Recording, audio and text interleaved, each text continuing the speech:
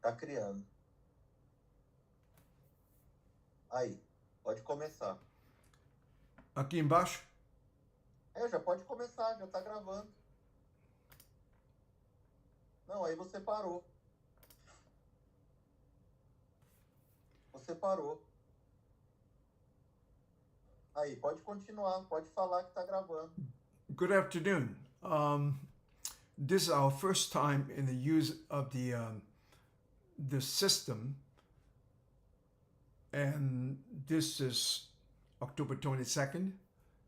I am the creator and writer on the issues of the psychology of round and square.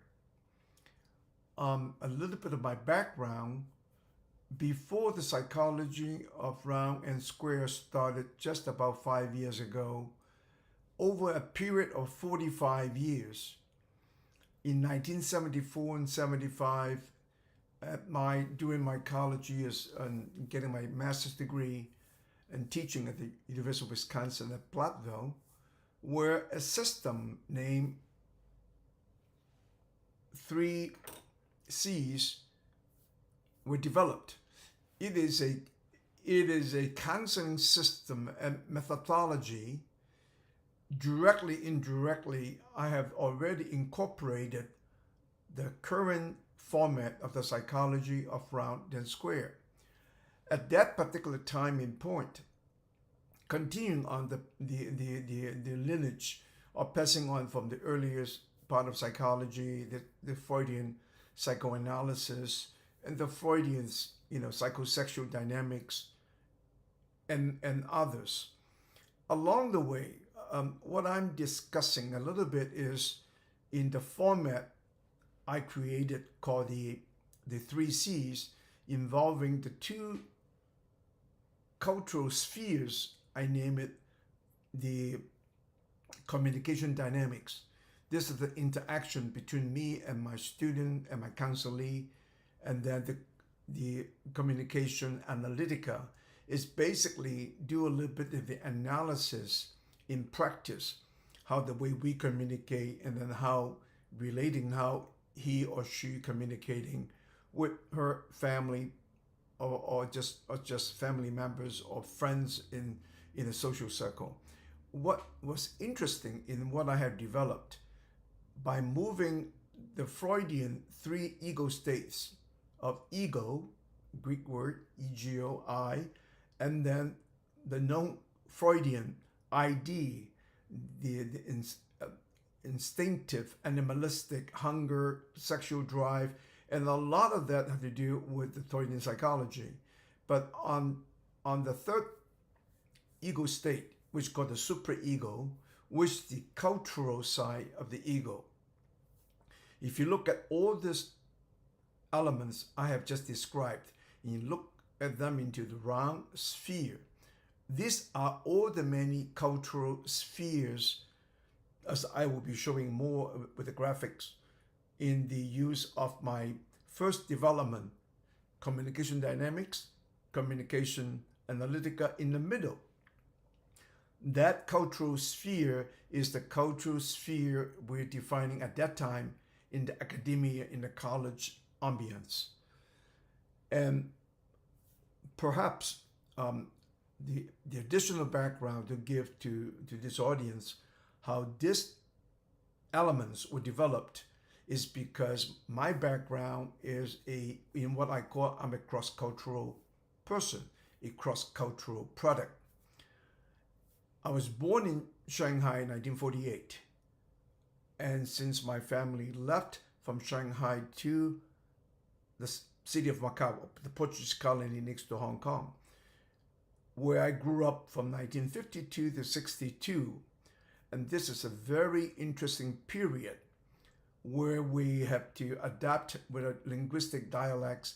My mother speaks Cantonese and my father speaks a dialect from his hometown, Yuyao, in the province of Zhejiang, but we were residing in the city of Shanghai.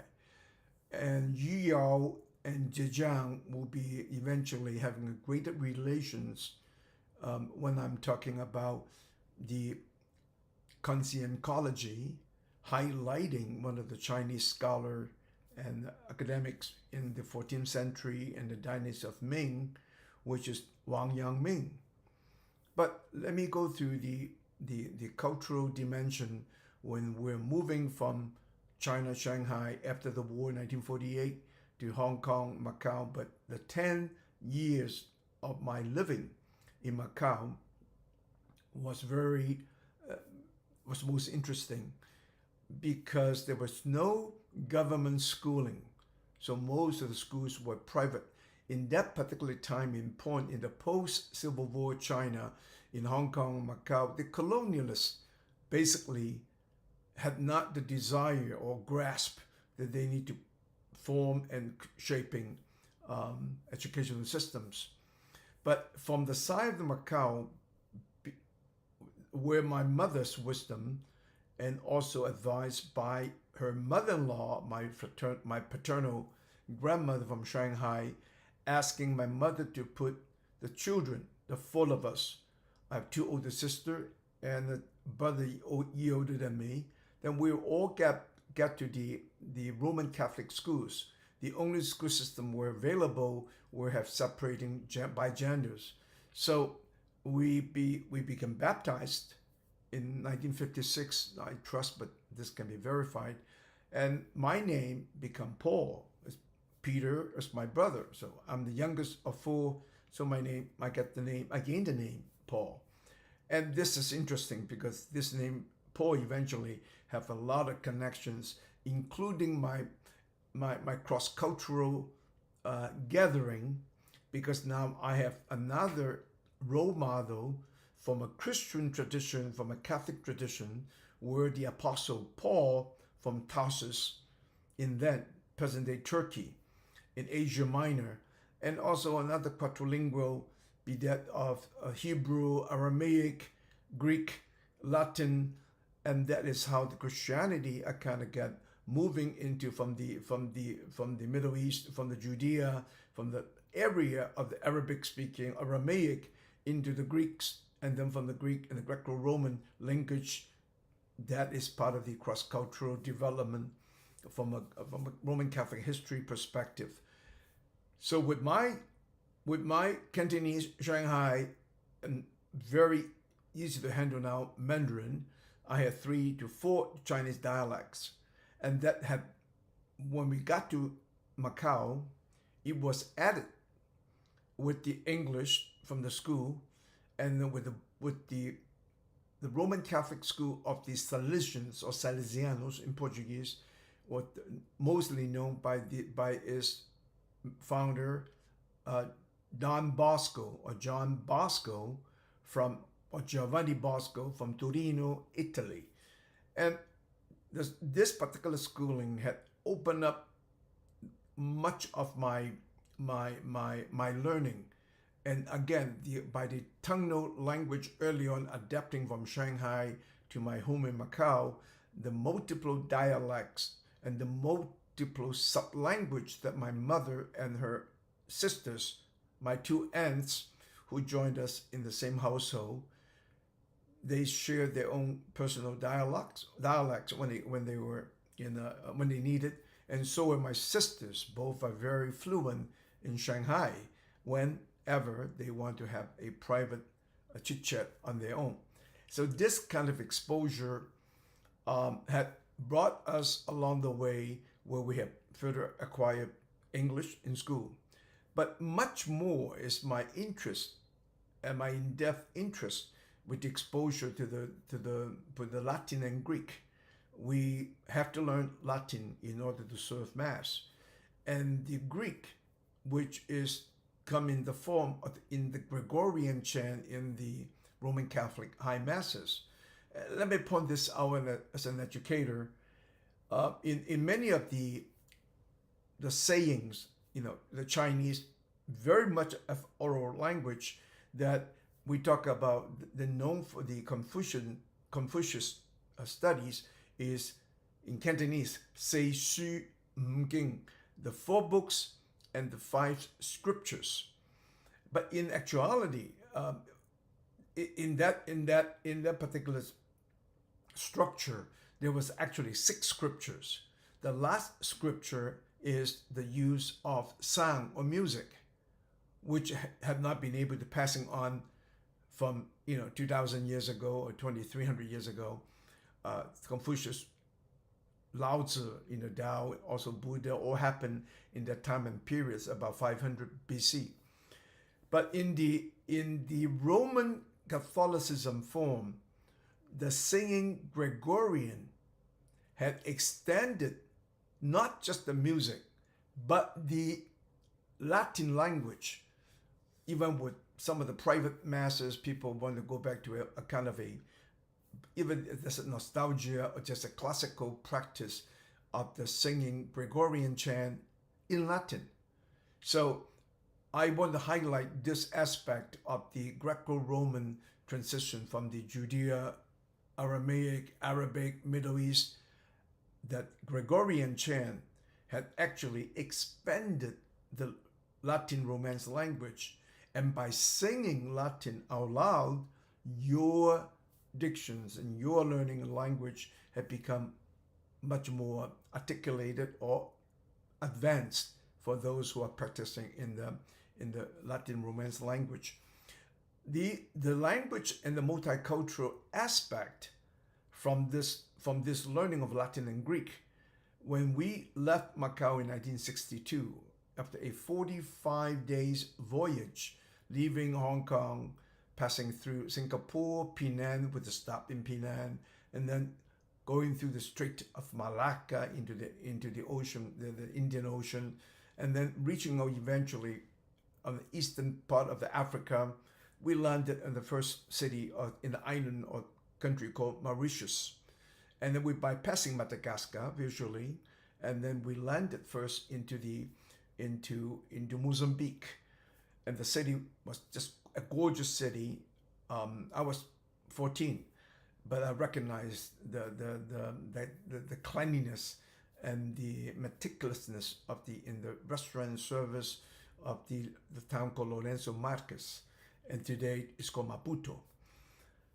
From that journey down to the Port Elizabeth, Durban, and eventually in Cape Town, well, imagine you're 14 years old, first time you're seeing gorillas and giraffes and the most dynamic and most attractive dancers from the Zulu tribes in South Africa. So all have added to the impression, to the ingredient to become exposing to the Western language, to the Latin priests, to the voyages in the people we're mixing with the different nationalities, and then the images of the exotic animals for any youngster 14 years old is absolutely dynamic. More than that, this voyage is taking us from Cape Town, the last city from South Africa, heading into slightly either going northwest or straight west, but somehow in between Africa and South America, the ship make another stop. Actually, the ship never stopped. We just went by an island called Tristão da Cunha, which it was in the volcanic islands. It was at that time, October 1962, they were start to sink, and we're picking up 3 British scientists and took them along to Rio de Janeiro. And then we got into Rio, and 2 days later, we landed into Santos, which is my port of entry into Brazil. And that is another by me, it's one of the most impressive, where I literally fell in love with the country of Brazil, with the people, the Brazilians, and with all sort of cultural stimuli. Be that the first time learning Portuguese with a good background with the Latin and Greek, because serving Mass through 3 to 4 years as an altar boy, that indirectly had given me the exposure and actually using the Portuguese with the Brazilians. And I am still very amazing that you will see in the future broadcast, I will be using Cantonese and I'll be using Portuguese and Spanish, and with the similar content, but in 4 languages. And I can communicate quite well also in Italian. All this were due to this exposure in 52, 62, Brazil and Macau, and then Brazil in 62 to 67. Then I came to college in the U.S. here in Wisconsin in 1967. But what is most amazing that I am now running about 3 system, and there will be one time that we see the integration. I just mentioned the 3 C's of the communication dynamic, communication analytica, and then the cultural sphere I developed in 74, 75 during my master degree program. And then life took a different turn. When I started working at the university, my wife and I have decided to prioritize our financial independence. As wonderful as I have developed the 3 C's, looking for a doctoral program that will host or house my ideas and make that into a doctoral program, but the light of independence had took me to a different spin. And this eventually I will at the element, the what is the, in Portuguese we say pulou a cerca. I jumped the fence. I just took off into another cultural surrounding that is all about business. But this business that my wife Kathy and I both had for 45 years, or since 1977, had continued on adding to the multiculturalism and to the cross-cultural life experience. And as I was continue visiting different kind of sphere, we were into a business that is 100% involving with Brazil. First started with the colored gemstones, such as stones like amethyst, aquamarine, tourmalines, alexandrite, emeralds, eventually in Asia, ruby, sapphire, diamond, and so on and so forth, which is still our business, but with different stage of evolution, from gemstone to minerals to specimens to now we are supplying industrial granite, quartzite to the Middle East, to Indonesia by way of China, including we're having an operation of a jade nephrite mine here in Wisconsin, further up north. But what is interesting that I have just discovered today in the use of the podcast, along with the ambience, the cultural sphere of YouTube. Now we have a voice, almost like we are back to the Greco-China time of the educations, when the orators speak or tell their stories, be that the story, the Iliad and Odyssey, be told by Homer, and all the other events where the scribes write. But today, the dynamics of our situation, as I have titled this talk about from IT to AI.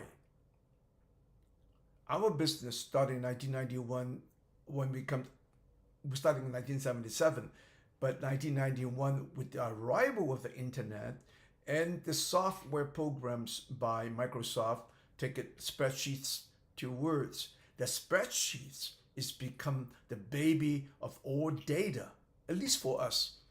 I cannot speak for other business people speaking in their how they emerge into the IT, and from IT now becoming into the AI in a very rapid way. But this is going to become very interesting, because in the coming months and the coming years, by the recording, I'm talking about just what I know about CC in YouTube, I can click up to as many languages as they are showing, so the subtitle can be shown. Now, if this dynamic can be worked on with Google, to give me a printout of the entire narration. And of course, the first narration by what we have witnessed, the sound they capture is not precise. So still electronically, in the same format electronically, maybe in YouTube, maybe in OPENBOOKS of my program, there will be another edition edited from the CC or subtitles. I'm using as common language as we can possible so we can get the audience to all participating in this procurement, in the arrival of the AI. And AI for me is totally fascinating. When people ask me, be careful, AI can be troublesome, but this goes the same grain with if you given a knife. I using this example in the Qing, in the Yuan dynasty, when Ming had them overthrown, just on that cusp of the rebellion, which is involving the story of the mooncake during the midsummer period. Only the Han Chinese will make that mooncake, and in that mooncake they slip a little piece of paper inside. Basically, a few days ahead, is on this day, on the Moon Festival, we Han people will overthrow the Mongolians. Why? A very short story. During the time of the Mongols, the Chinese gave the Mongols, I trust is the Kublai Khan, the grandson of Genghis Khan. The Mongol had a little split.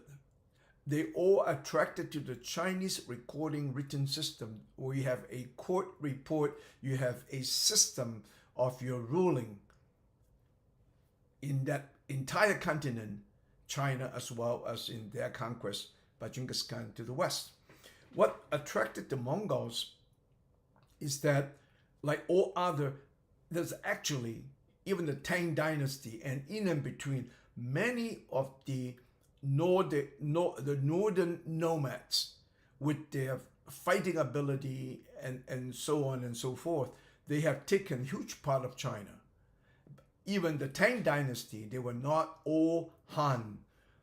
But this mingling of the races in the north, in the cold climate, they only invade the south when they're having a bad year, climatically speaking. So we got to factor into the wonderful people like the Manchu from the Qing dynasty. Then we talk about the Turkish origin and the Huns before the Mongols, and you mingle all these people, including a tribe called Chinese called Xin Bei in Cantonese, Xian Bei, but actually written as Siberia. Okay, I love languages because there's the many connectivities.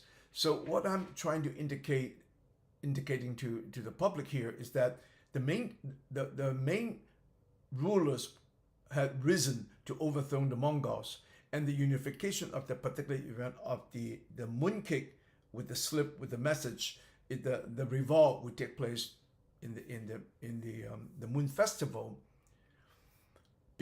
Before that, the Mongols, so to speak, were allowed each of the village or each 10 families, almost like a Roman, the decimal kind of system, they were allowed one knife. So the AI comparison is that if you are the man who have the only knife in that particular roundup of household, you use it to butcher animals, you use that to cut your meat, you also have the power to slaughter others by the rules of the Mongol. So it's not the knife is good or bad or right or wrong. I take the incoming AI, potentially, yes, there may be abuse, no different than the computer science, the computer era that we're coming through from IT to AI. There will be people that will abuse. There will be people make my face and telling a different story, or using faces of anyone and projecting different messages. But all in all, we had to think positively. what we can use the technology as I'm describing. First, orally, you heard me. Secondly, the image in the live video, that's the second content. Third is the printout of this particular presentation by way of the Google capture section, and the narration to do the first print, again, repeat, electronically. If that can be a sharing basis, that document will come into my system called OPENBOOKS. And from the OPENBOOKS, that I will have that per video conference, per lecture in text. So when you have this text, that text, when it's electronically alive, that suits my ambience of education called about OPENBOOKS. Because if this content that I'm speaking may be not deliberate, never deceptive, at least I hope my participants all make a vow that I'm trying to present the best way I can possible. Now, there might be another Chinese coming up directly insert with the system of alert that they beg to differ of the presentation about the Ming rulers overthrowing the Mongol in the use of the mooncake. But here, the real reason for me to use that metaphor is to speak of the importance about the Mongols assigning the Han Chinese one knife per 10 family, or in such a manner. But regardless, with the pitchforks and all the wooden tools, the Ming Chinese, the Han Chinese managed to send the Mongolians back to their grasslands eventually. And this is just one metaphor, but can you imagine how much this one presentation here in verbal forms, however time it lasts, from 20 minutes to 40 minutes to an hour or beyond, and that become a document that will allow others to participate. And just using this as a language, maybe in this particular presentation, there will be 160 language already printed. But more amazing, using synthesis, just one of the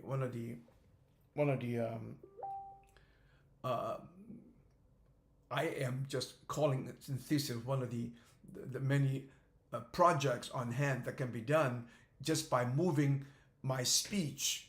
If I have 1/60 second delay between sentences, according to some of my Chinese associates and friends in China, with the ambience, their cultural sphere of the AI, they might be already have what I'm saying into 160 languages.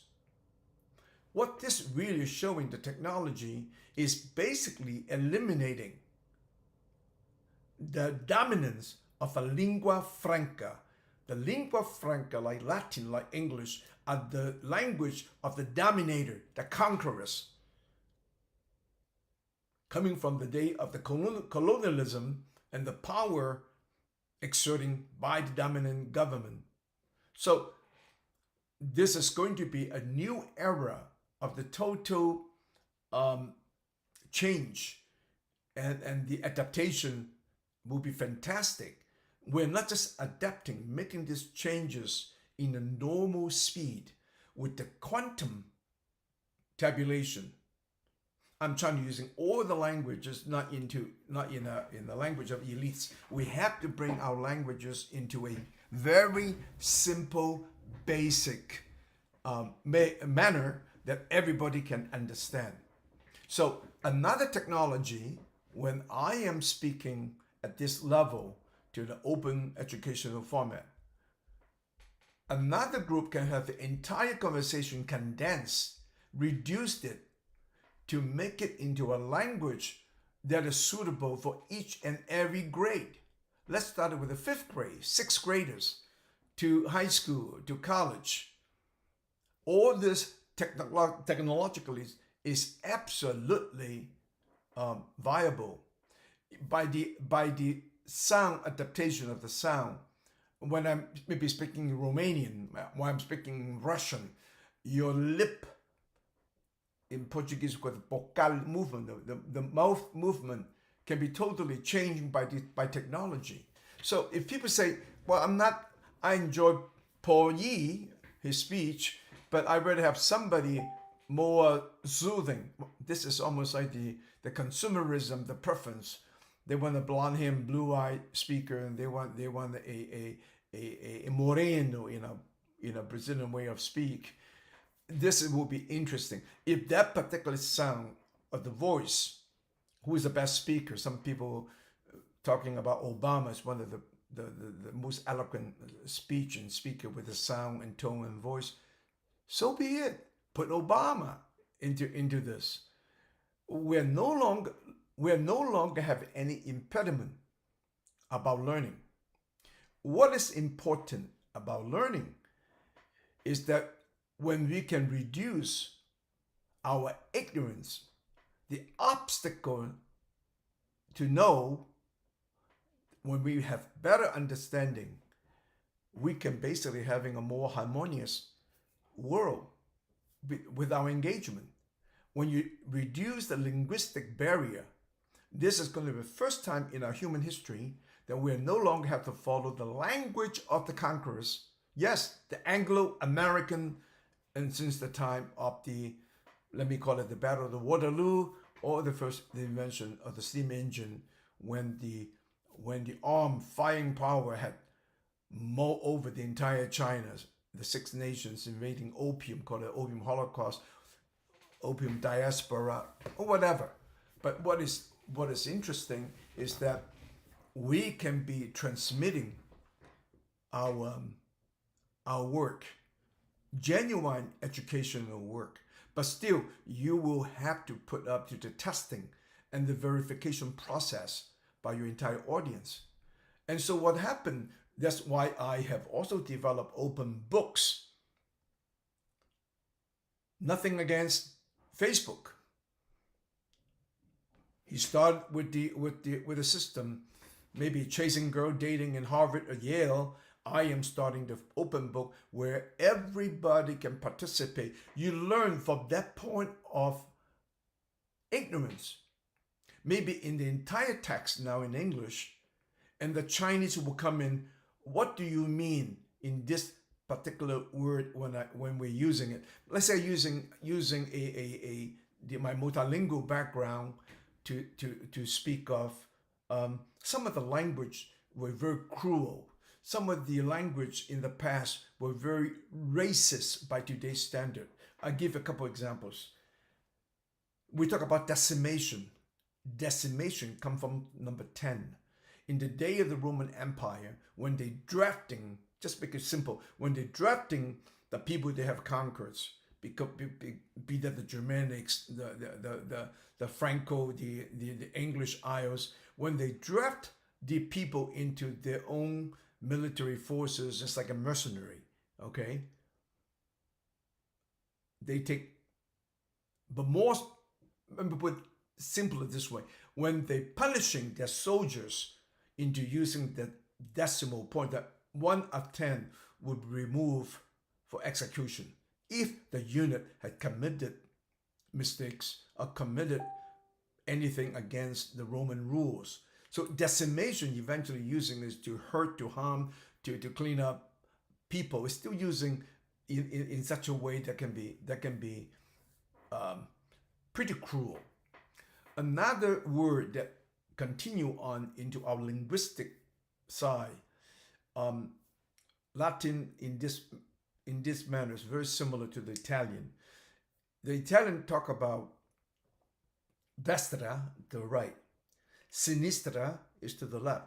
Dritta is to the front. Sinistra meaning left.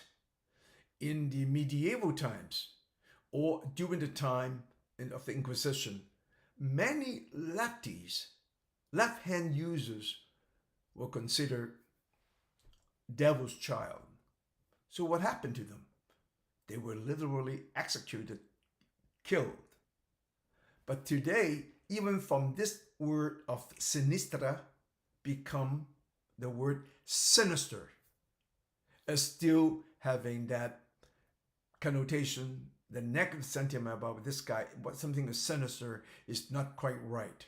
So although they are no longer executing lefties, but the word sinistra, sinister, continue on in the linguistic form, shaping our language and our usage today. So language is starting to modify. Imagine a Chinese girl studying English in this linguistic exchange. They would say, can you explain this in Chinese about what is sinister? Where does the word origin come from? So the procurement from one document in that one page can generating hundreds of inquiries and move on, so on and so forth. So what is the catch? What is the good side in the use of the open books? Because the open book itself, you and I, the listener, the user, the participants, when you intercept a certain document, it's never about just right or wrong. Maybe being absent-minded, I forgot the particular day, I can mix with the different ethnic people, especially in China with the 5,000 plus history, with 3,300 written history since the Oracle Bones identification. So you can know what is that word mean. I think with the speed and the dynamic of the current AI, much of the global ignorance will be reduced in a rapid way, because when you have the question and doubt, you can insert to that one word. Maybe there's nothing wrong about the presentation, about text, about the word, but if I am an Asian, I'm Chinese, I'm Korean, I want to know what does that sinister mean. By the participants, they have to register by the name, email, address, identity, and a simple clause that I'm not in here to create trouble. I'm here to genuinely to learn. Then we can clear so much more, because we start that moment when you are not afraid to show, I really don't understand that word just linguistically, or I do not understand that word being said in Russian or in Romanian or in Czech or in Norwegian, Swedish, Finn. And I really think we're coming to a time that the learning no longer has to be impeded. So I am positive about this AI, and I'm very positive of every single technological advancement into our area of learning. You will see from what we try to insert 10 of the picture images about the psychology of round and square, about the conscientization, which I get on first from Paulo Freire. In my years, I grew up in Brazil in the better command of my Portuguese, and Brazil had given me a tremendous amount of learning and exposure. Instead of the early Western American cowboy movie influence, I looked at the entire Brazil in its entire continent, north to the Amazons, west to the Mato Grosso region, where the religious school order I was attached to, the Salesians, John Bosco in Brazil. It's just absolutely fascinating, and the people were most amazing with their generosity and with their giving.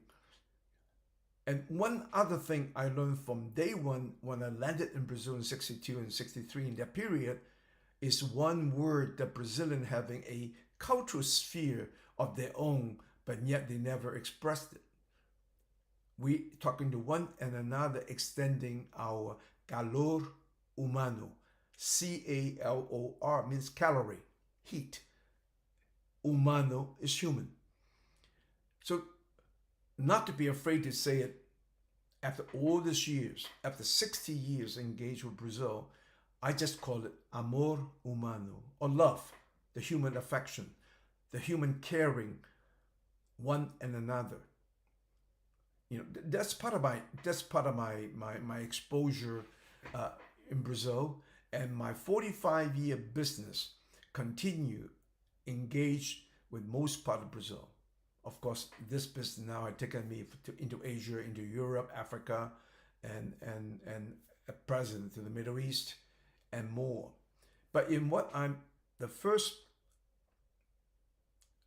podcast that I'm trying to learn and trying to show, and by putting off the various cultural sphere, educational sphere, I started again, repeat again, the three C's, the three communication sides, and the spheres, and then at the end when I do the analytica, and after 45 years, the psychology of round and square become a very ubiquitous language, which you can see visually, meaning a psychology from the time of the analytical German, Austrian, Germanic language into the Americas, into English, into Portuguese, can be not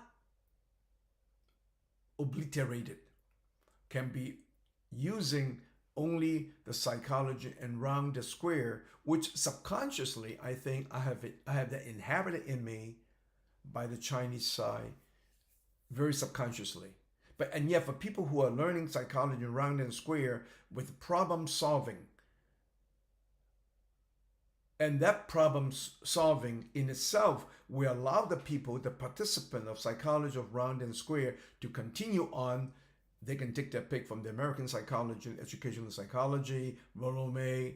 We talk about the other, each branch, Eric Fromm, Carl Rogers, Adler, May.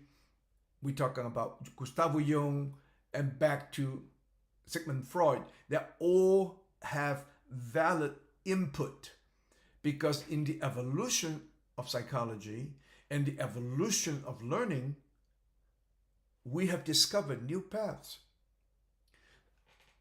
One last thing about psychology. If the study of the human psychology in the use and the borrowing from the Greek word psyche, Psyche, that was one of the many Greek nymphs sitting by the pond, looking at the still water like a mirror. In that concept, the psychologists had captured the man's introspection and reflection collectively.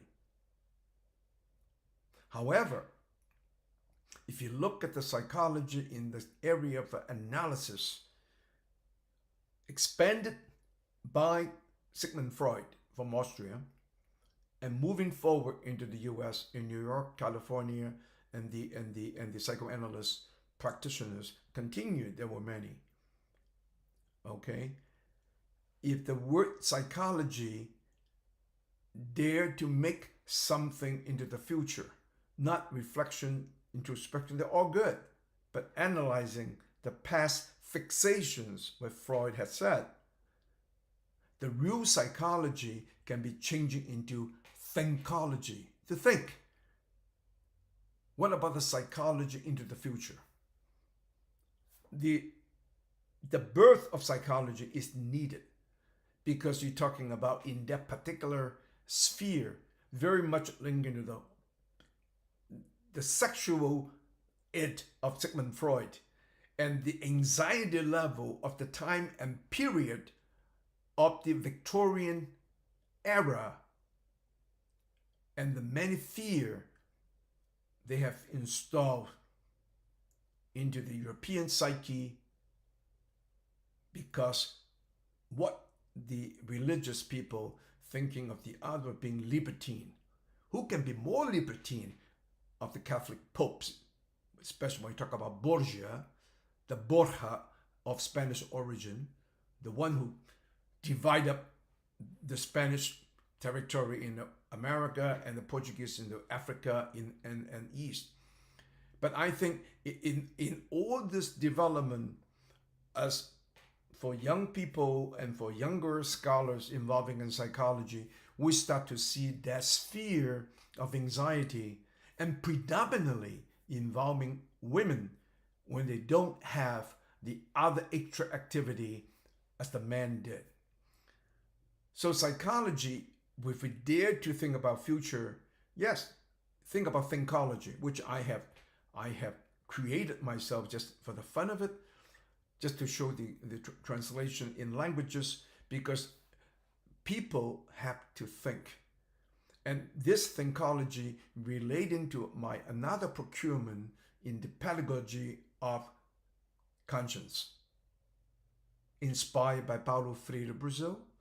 And Paulo Freire literally have put me back into the Chinese path, returning to China and grasping the teaching of Wang Yang Ming, which I have occidentalized it into the name Consciencology. And what is moving forward?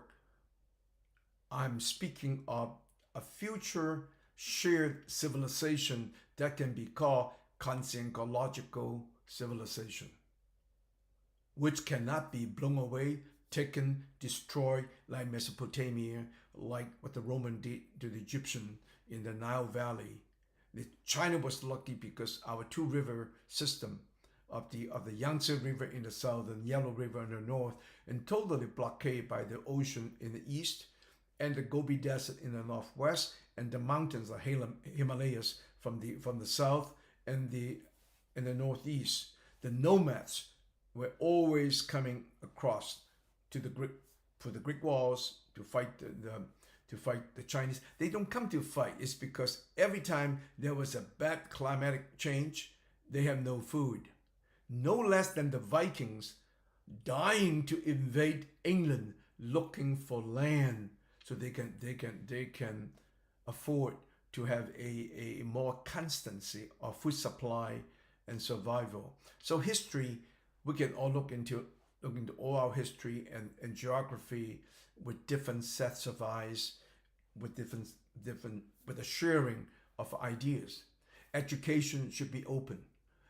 In nanosecond speed, your obscurity can be overcome. That's why you have Google, you have Wikipedia, you have ChatGPT, you have Claude, now you have a Gemini from Google, and there'll be more of this intelligence facilitating tools to make us to learn quicker, faster. And one of the best things about education is to eliminate our own sets of prejudice, the set of value we held dear, and yet some of the value, especially in religion, that I confine you in the wrong way. But if you learn that religious education, as I have received from the Salesians from Italy and baptized by the mission of Matteo Ricci, also from Italy, the Jesuits in Macau, and Matteo Ricci, the first one daring to address this issue about the Chinese he met were never needed to become evangelized by the Roman Catholics.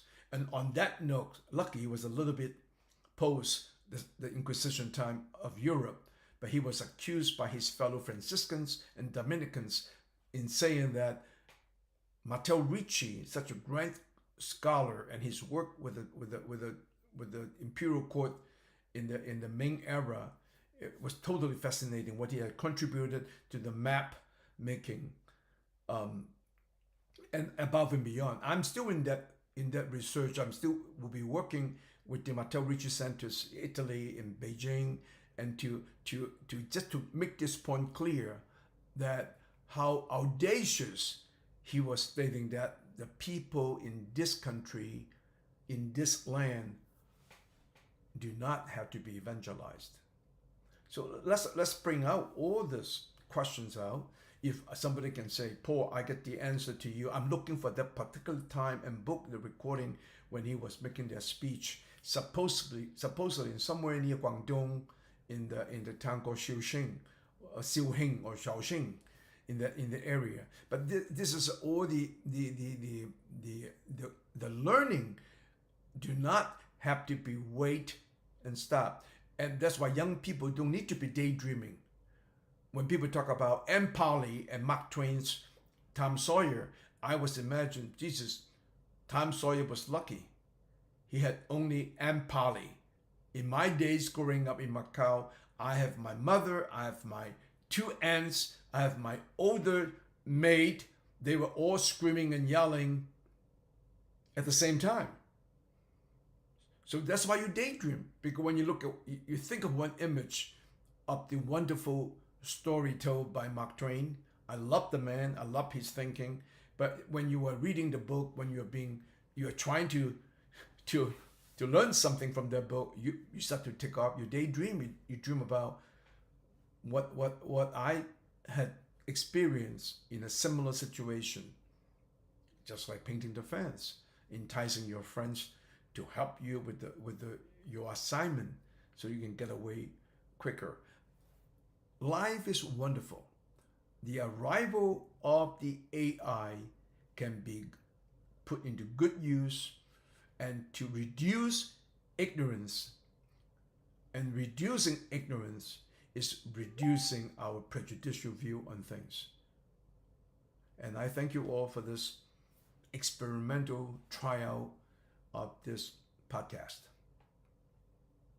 Have a great evening, and I hope I will continue with added contents and more specifically to the few disciplines I'm ready to present in this format.